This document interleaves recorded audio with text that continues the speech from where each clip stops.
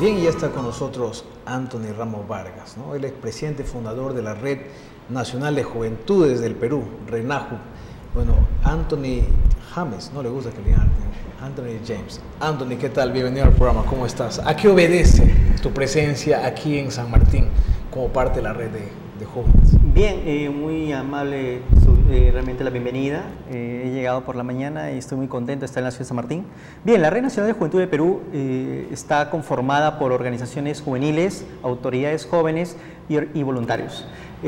Somos alrededor ya de 600 personas, entre ellos están representantes de organizaciones, ¿no? Autoridades jóvenes, consejeros regionales, distritales, también regidores y regidores provinciales. Entonces estamos en el trabajo sí, de convocar para este próximo mes, febrero, vamos a convocar a un congreso regional en la ciudad de Tarapoto, acá en San Martín, y estamos celebrando 10 años de la promulgación de la ley 27802, que fue la ley del Consejo Nacional de la Juventud, que fue promulgada en julio del año 2002 por Alejandro Toledo.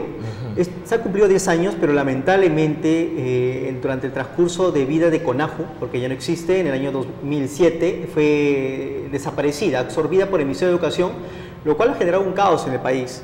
Si bien San Martín tiene un COREJU, un Consejo Regional de la Juventud, el cual viene trabajando gracias al gobierno regional y al apoyo de las autoridades, viene trabajando activamente, lo cual no sucede en el resto del país, eso es lo lamentable, es porque CONAJU desapareció, quizás por eso se genera el caos, y es que nosotros decidimos convocar a las organizaciones juveniles, autoridades jóvenes, las cuales hay 82 jóvenes electos en el año 2002, en el 2010, en el proceso electoral 2010 en San Martín, 3 consejeros regionales, 11 regidores provinciales y 68 regidores distritales.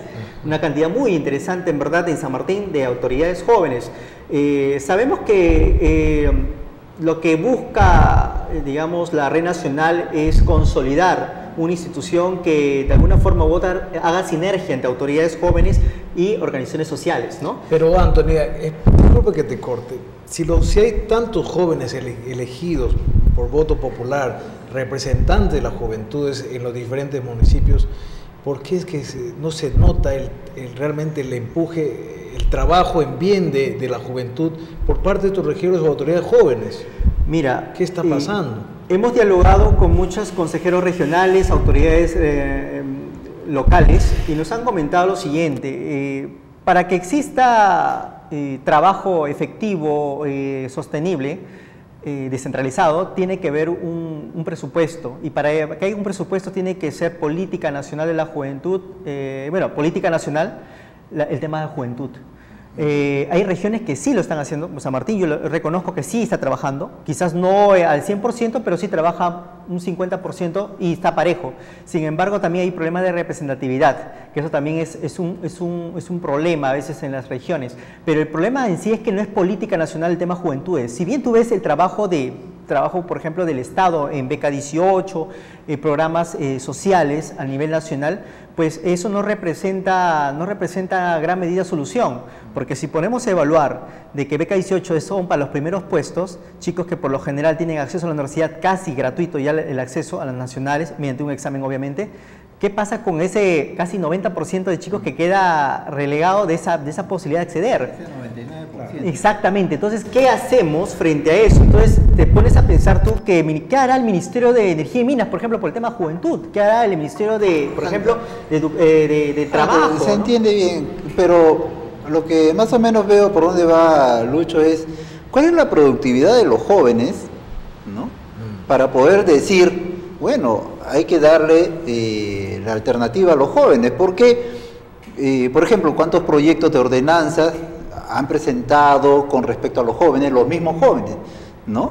Y eso no se ve.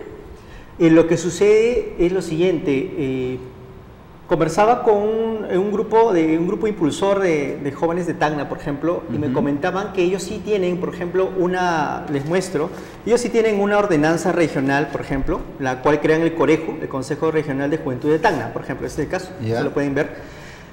¿Y qué sucede? El presidente regional, no de esta gestión, sino la anterior, dejó el trabajo, sí dejó la ordenanza ya legítimamente no publicada, pero no, lamentablemente no la ejecutó. la cual implementó, lo cual esto genera un caos. Si no hay la voluntad política de la autoridad regional o distrital para poder ejecutar esta ordenanza, pues no Pero prospera, ¿no? Es que no quedemos solamente en crear instituciones, vayamos más allá. Lo principal es crear alternativas para los jóvenes. Entonces, ¿cuántos proyectos de ellos hay por parte de los jóvenes? Es decir, ya señores, yo joven llego a tal institución, este es mi proyecto de los jóvenes. Eso es lo que no se ve. Los jóvenes participan activamente por ejemplo, del presupuesto participativo, plan de desarrollo concertado, participan. Lo que sucede es de que los jóvenes no son como los adultos. Los jóvenes, por lo general, el tema joven es un proceso de transición muy corto. ¿Ya? Lo que sucede con los jóvenes es de que ellos, si bien proponen cosas, se agrupan, por ejemplo, en el tema cultural, han visto que hay mucha actividad deportiva, pero ellos presentan proyectos, pero lamentablemente al no haber espacios definidos, es decir, que la autoridad te diga, ok, joven, presento 20 proyectos, pero esos 20 proyectos la autoridad no tiene como política de su gobierno presupuestar ese proyecto, lo que sucede es que al no haber voluntad política, entonces ese proyecto pasa a ser relegado. Ahora, los consejeros regionales, regidores distritales, lo que hacen, por lo general, ahora lo que hacemos nosotros como red, es que ellos canalicen las propuestas de esos jóvenes que han hecho una propuesta hace 3, 4, 5 años y que están ahí archivados, que la saquen del archivero y que ellos empiecen a impulsarlo con las organizaciones juveniles. Anthony, sensibilizar. Pero honestamente, ¿sabes qué es lo que pienso que lo que podría estar pasando? Es que los que acceden a estos cargos públicos, ¿no? por mandato popular, no son precisamente jóvenes que están, por ejemplo, involucrados con el tema juvenil o no pertenecen a red de jóvenes como las que tú, por ejemplo, diriges. Entonces, es como una especie de joven que está aislado y que está sin horizonte y sin brújula y simplemente accede y como no tiene un vínculo, ¿no? con ninguna organización, no se debe tampoco a una organización juvenil y por tanto no lleva o no es el transmisor o el puente para las propuestas que ustedes quieren canalizar. ¿Por qué en ese caso de repente no hace una propuesta de ley para que el Congreso apruebe el caso de que los que sí quieran dar el salto a la política en el tema de cuota joven, tenga que ser un joven haciendo vida en las organizaciones juveniles? O mínimamente preparado, ¿no? Claro, su observación es correcta, porque muchos de los jóvenes, el gran número de los jóvenes que participan en política es por oportunismo. Eso es. Muchas veces por oportunismo. Nosotros lo que buscamos es que estos jóvenes que están quizás lejos de las organizaciones sociales, que no conocen el trabajo de las organizaciones sociales, jóvenes o voluntarios, lo que buscamos es que ellos primero se empapen de qué cosa es una organización social, de qué forma, los que obviamente desconocen de lo que es una organización, y involucrarlos. Y además ellos han tenido muchos inconvenientes. Lo que sucede también es que las autoridades jóvenes muchas veces son denunciadas. ¿Por qué? Porque a veces no se dejan llevar, pues lamentablemente por la corrupción. A veces algunas autoridades, ¿no? de cabezas, a veces no se dejan llevar por la corrupción y ellos han sido denunciados, muchos de ellos. Algunos, salvo excepciones, ¿no? han logrado pues superar estas barreras. Obviamente los mecanismos de la democracia, el sistema democrático nos da muchos mecanismos, la ley concejal joven, consejero joven, pero como no es garantía, como ustedes lo dicen. Ahora, ¿qué tenemos que hacer nosotros en el futuro? Anthony, justamente eso quiero preguntarte. ¿Cuáles son los deberes y los derechos que ustedes, se comprometerían con el gobierno para que, el gobierno tome en cuenta su petición, ¿no? de querer ser parte de un organismo que realmente sea representativo y direccione el tema joven? ¿Cuáles son los deberes y derechos que ustedes creen que deberían comprometerse como bueno, derechos tenemos muchos, ¿no? Como ciudadanos peruanos tenemos muchos derechos, pero deber de participar activamente, conocer nuestra realidad. Ya lo estamos haciendo, sí. Uno de los deberes para nosotros es de contribuir con propuestas. Muchos jóvenes que recién ingresan al tema juvenil, por lo general a los 18, 19 años, en su gran mayoría, por ejemplo, no saben hacer proyectos. Muchos de esos jóvenes no les enseñan del colegio, no salen con la tarea de involucrarse en la problemática social, de participar, de proponer. No salen con esa formación, eso es también un defecto. Eso es el Ministerio de Educación ya. Exactamente, tenemos muchas dificultades, muchas deficiencias, claro, debilidades. Lo que nosotros buscamos es que ese joven que sale del colegio muchas veces ha participado en organizaciones estudiantiles dentro, muchas veces, ahora bueno, hay alcaldes jóvenes, ¿no? También hay alcaldes dentro de los colegios nacionales, algunos particulares también ejecutan este proyecto, pero lo que buscamos nosotros es de que ellos se comprometan, los jóvenes de nuestra red, se comprometan a conocer primero su problemática regional, cuáles son sus fortalezas, cuáles son las debilidades de su región, de qué manera podrían aportar, porque ellos tienen que orientar su profesión, su estudio futuro, claro, tienen que, el proyecto de vida, a contribuir. Frente a esto, nosotros vamos a proponer al presidente un proyecto de ley nacional de la juventud que busca, primero, revolvernos el espacio, garantizar que va a haber un presupuesto para esos proyectos archivados, que son muchísimos. Me imagino que tú también como joven, acá nuestro amigo también como joven, han propuesto muchas cosas, que algún día fueron jóvenes, jóvenes y que se han archivado. Entonces hay que desempolvar esos grandes proyectos que quizás están ahí, están en alguna gaveta, y tenemos que sacarlos a fresco y ponerlos a la lectura también de otros jóvenes. Hemos encontrado algunos proyectos muy interesantes, y por cierto. ¿Por qué un ministerio? Ustedes apuntan hacia un ministerio. El Ministerio de Educación tiene programas, ¿no?, para los jóvenes. El Ministerio de la Producción también, ¿no?, tiene visualizaciones con respecto a los jóvenes. ¿No? Hay todo un engranaje. ¿Por qué un Ministerio de la Juventud? En ese caso, ¿por qué no un Ministerio de la Tercera Edad también? Entonces, ¿por qué? ¿Cuál es el sustento? Lo que sucede, mire, a nivel latinoamericano hay países que han avanzado muchísimo en el tema joven. Por ejemplo, Colombia tiene una ley de ciudadanía, los jóvenes tienen la facilidad, manejan un sistema territorial que es representativo, por cada distrito hay un representante, hay una junta directiva que lo acompaña, y eso hace el sistema nacional. Bien, lo que sucede con el Perú tuvo una institución que era CONAJU, hasta el año 2007, que tenía rango ministerial con voz, pero no con voto en la Asamblea del Consejo de Ministros, en la PCM, la cual desaparece con Alan García, pero esta institución iba a ingresar en un proceso de reforma. Ese era el compromiso de Alan García, de reformar el sistema nacional para hacerlo territorial. Es lo que buscamos nosotros, que era representativo desde el último centro poblado o comunidad nativa, estuviera representado el joven. Lo que sucedió fue lo contrario, desapareció, y nosotros entonces nos respondemos, ¿por qué entonces un Ministerio de la Juventud en el Perú? Porque el Perú está viviendo un proceso de bono demográfico, es decir, la cantidad poblacional joven está creciendo.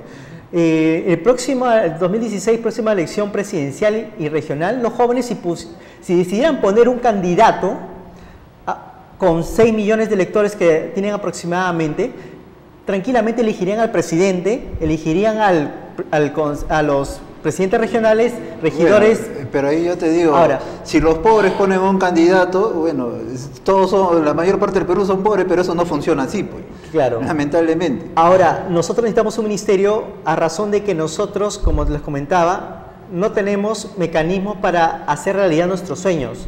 Si bien la educación, la salud, el trabajo nos garantiza la sostenibilidad en nuestra vida, nosotros necesitamos realizar sueños mayores. Por ejemplo, Japón, Corea, China. Pero ninguno de ellos tiene Ministerio de la Juventud. Ellos, lo que ellos han desarrollado durante el tiempo han sido programas, pero que sí han sido efectivos en las regiones hasta las más pequeñas. En todo caso, eso puede ser la alternativa, Antonio. Una última pregunta. Dígame. ¿Qué se piensa hacer o qué temas se van a abordar en este congreso que ustedes van a realizar? Bien, en el Congreso Regional en San Martín lo que vamos a evaluar nosotros va a ser primero la labor del Coreju en San Martín, si es que está descentralizado, si es que existen consejos municipales o provinciales en la región. Vamos a tratar de visitar todas las ciudades posibles. Vamos a convocar también, después de recoger esta problemática, vamos a hacer un acta, la cual vamos a buscar compromisos, no 20 ni 30, pero sí compromisos, unos 5 compromisos, los cuales a nosotros nos puede ayudar a nosotros a formular también y también llevar estas propuestas a la ley nacional. Vamos a convocar para mediados de año, vamos a convocar un congreso nacional, pero de carácter internacional. Vamos a invitar a jóvenes que han tenido la experiencia o viven la experiencia de tener una ley nacional en sus naciones, un ministerio como en República Dominicana, o ministerios o viceministerios de la juventud como en la mayoría del continente de hermanos de América, que tienen viceministerios, y que nos cuente su experiencia, porque muchos de ellos ya pasaron a veces el proceso de bono demográfico, y como ustedes deben saber, la criminalidad en el Perú está creciendo, y la gran cantidad de jóvenes absorbidos por estos males de la sociedad son chicos que rondan pues desde los 16 o 15, 16 hasta los 29 años. Pero esa criminalidad nace a partir de los 12, 11, es más, hay veces hasta de los 5 años.